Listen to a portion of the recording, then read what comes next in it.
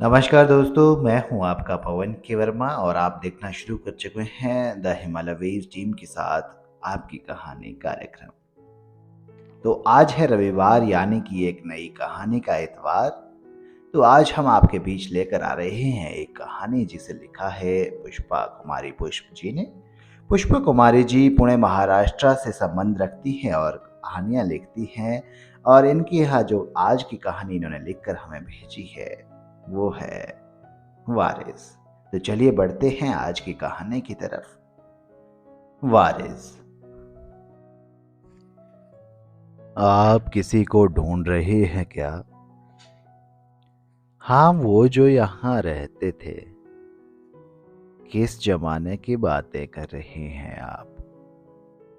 यही कोई 20 वर्ष हुए होंगे। यहाँ नीचे उनके परचून की दुकान हुआ करती थी।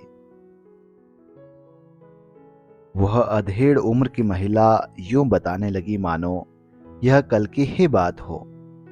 खैर, उन बुजुर्ग ने उसे हवेली की ओर आने का इशारा किया। हाँ, यहाँ उस्मान मियाँ की दुकान हुआ करती थी। कभी कभार उनके बेटे भी बैठा करते थे दुकान में। बुजुर्ग की बातें सुन वह उम्मीदों से तनिक भर मुस्कुराई। भरा पूरा परिवार था जी उनका।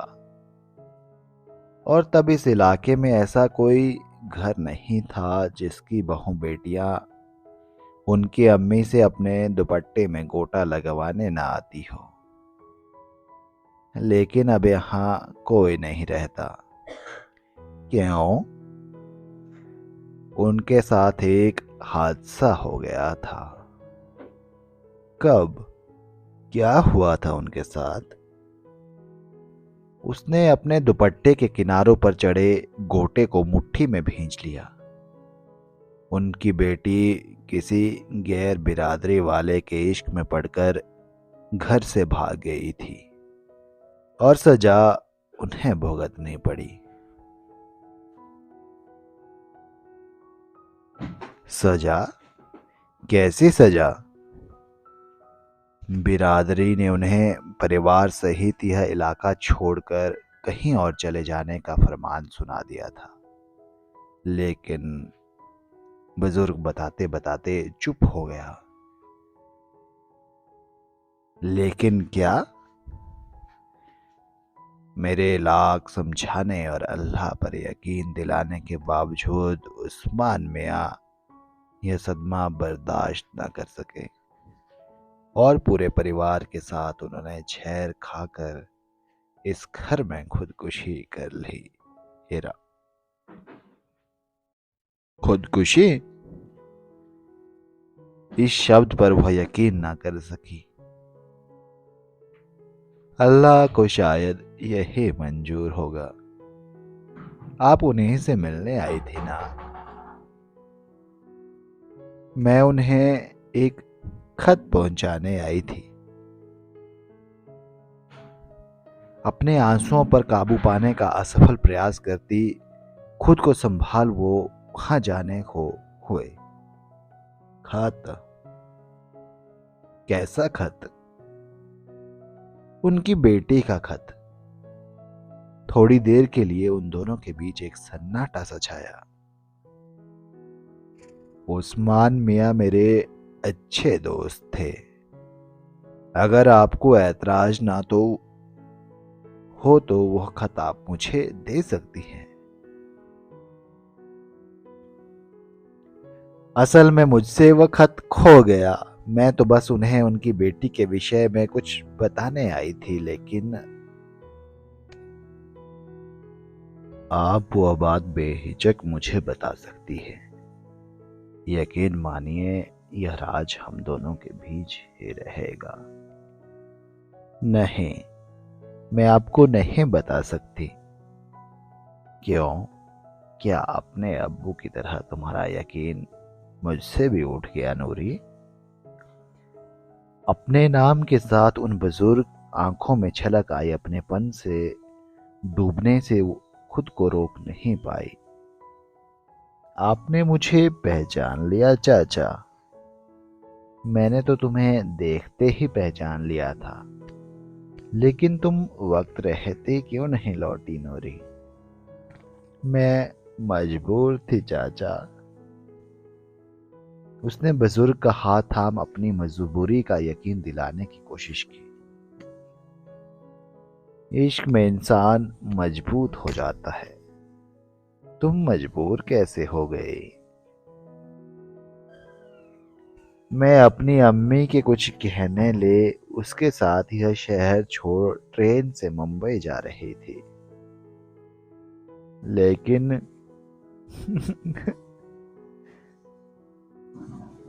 आखिर हुआ क्या था? बताओ नूरी। उस जनरल कंपार्टमेंट में पहले से मौजूद कुछ उचक्कों ने हम पर हमला कर मेरे गहने लूटने चाहे और हाथापाई के दौरान चाकू घोंप कर उसकी हत्या कर दी। किसी ने तुम्हारी मदद नहीं की? मैं सदमे में बिल्कुल गूंगी हो गई थी चाचा।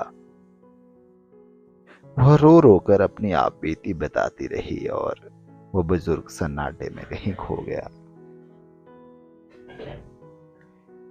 मैं अपने पक्ष में कोई बयान दर्ज ना करा सकी, लेकिन उसकी जेब में मेरे कुछ गहने और उसके सीने में धंसे चाकू पर मेरी उंगलियों के निशान को सबूत मानकर अदालत ने उसकी मौत के इल्जाम में मुझे उम्र कैद की सजा दे दी।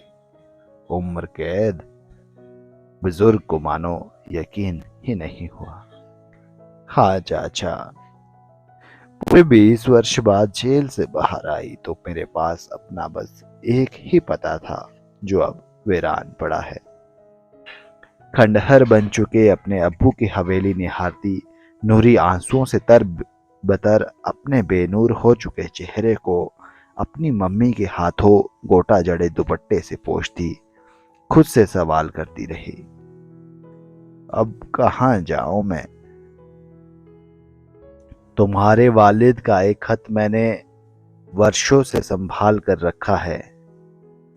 उसे सांत्वना दे हवेली के भारी कमरे के भीतर जाकर तहों में मुड़ा कागज का एक टुकड़ा लाकर बुजुर्ग ने उसके हाथ पर रख दिया।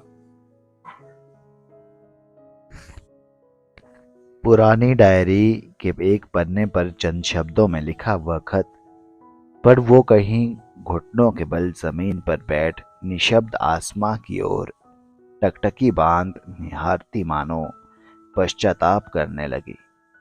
खत में उसके अब्बू ने उसकी गलती को नासमझी करार देकर दुआओं संग माफ कर अपनी लावारिस हवेली का इकलौता जिंदा वारिस बताया था।